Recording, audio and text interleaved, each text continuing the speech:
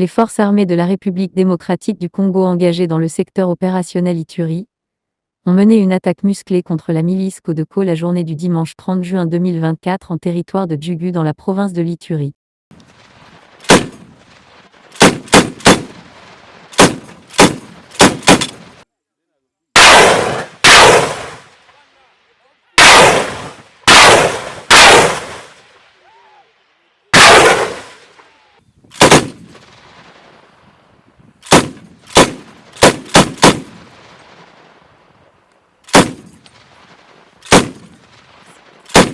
Selon le porte-parole du secteur opérationnel Ituri, lieutenant Jules Ngongo qui livre la nouvelle, indique que plusieurs villages jadis occupés par ces miliciens sont désormais passés sous contrôle de la force loyaliste, après des forts affrontements qui les a opposés assez hors la loi.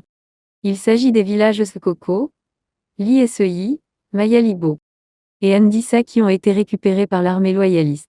Les forces armées ont lancé les opérations contre le groupe armé qui ont violé leur acte d'engagement de paix qui ont signé devant le VPM de la Défense. Vous allez se souvenir. Devant cette situation de violation grave de ces actes de paix qui ont mis à mal la sécurité de notre population, les forces armées ont eu l'engagement aujourd'hui de lancer ces opérations contre les Codeco d'une part et contre le Zaïre d'autre part. C'est-à-dire ceux-là qui n'ont pas pu respecter les actes d'engagement subiront la même châtiment de la République, subiront la même puissance de fait des forces armées de la République démocratique du Congo. Et donc, nous encourageons ceux-là qui demeurent au processus de paix. Nous encourageons à l'instar la FPIC, la FRPI et d'autres factions des Codeco ou des Zaïre qui respectent leur acte d'engagement du côté de l'axe Mazé, Lita, Libi, Kobu et Bambou. Le bilan de ces opérations sera communiqué d'ici peu, car nous sommes encore dans les opérations. Pour raviver ce que nous sommes en train de faire à l'intérêt de nos populations, nous demandons à la population de faire confiance aux forces armées et à continuer à collaborer avec son armée. Ceux-là qui voudront être en paix avec la population, avec la République démocratique du Congo, ces miliciens doivent respecter encore une fois leur acte d'engagement. Le contraire, ils subiront les châtiments de la République. Les forces armées ont lancé les opérations contre les groupes armés qui ont violé leurs actes d'engagement de paix signés devant le vice-premier ministre de la Défense. Aujourd'hui, les forces armées ont eu l'engagement de lancer des opérations contre les Codeco et le Zaïre. Et donc ceux-là qui n'ont pas respecté les actes d'engagement subiront la force du feu comme ce qu'en subit la Codeco, indique Théil.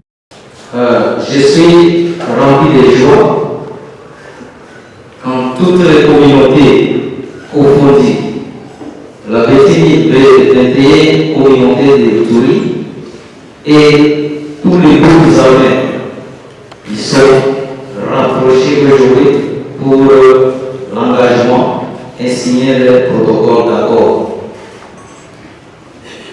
Hier, nous avons écouté, nous avions entendu qu'il y aura toutes sortes d'équipements militaires qu'il faut atterrir ici. Je voudrais signaler que aussi, le président de la République avait aussi levé le moratoire pour que les traîtres soient traduits à la justice. Ça concerne tout le monde.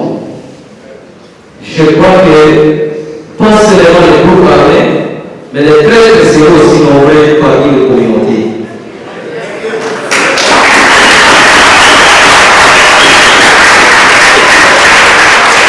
Je crois que c'est le temps que chacun puisse entrer dans sa conscience. S'il avait la mémoire dans tout ce qui s'est passé ici à Ituri, qu'il cesse immédiatement.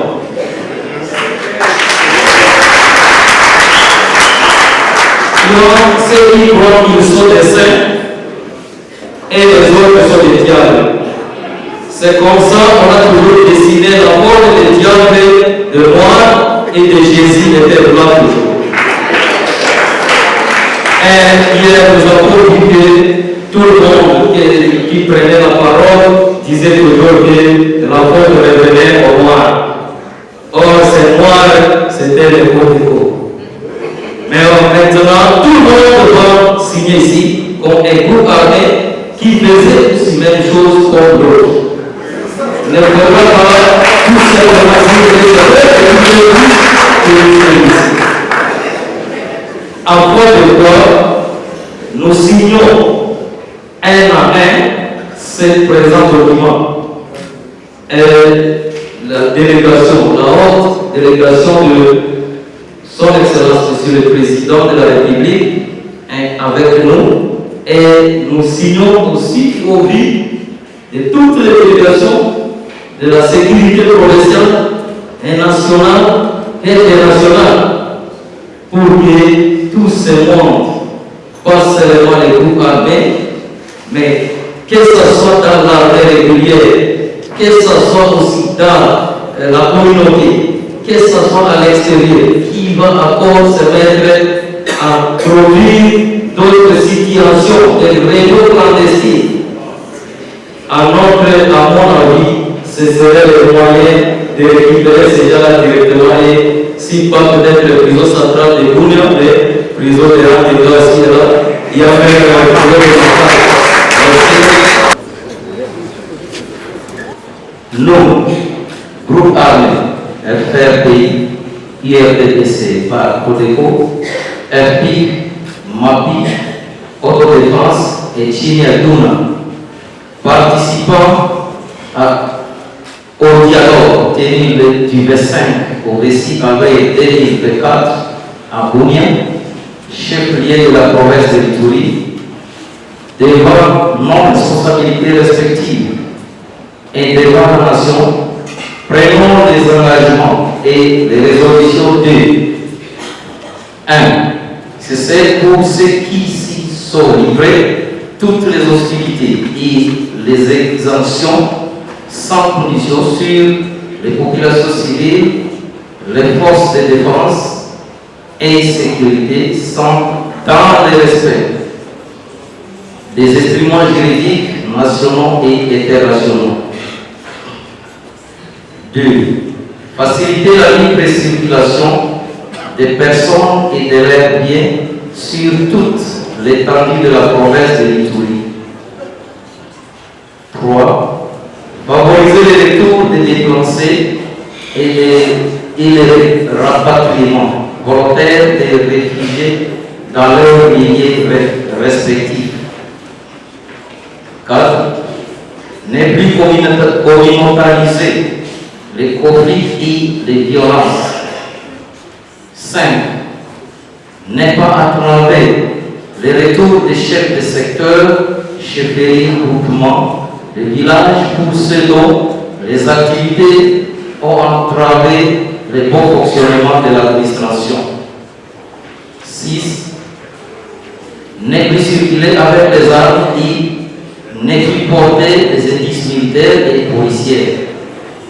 7. Matérialiser notre adhésion au PDDCS. 8.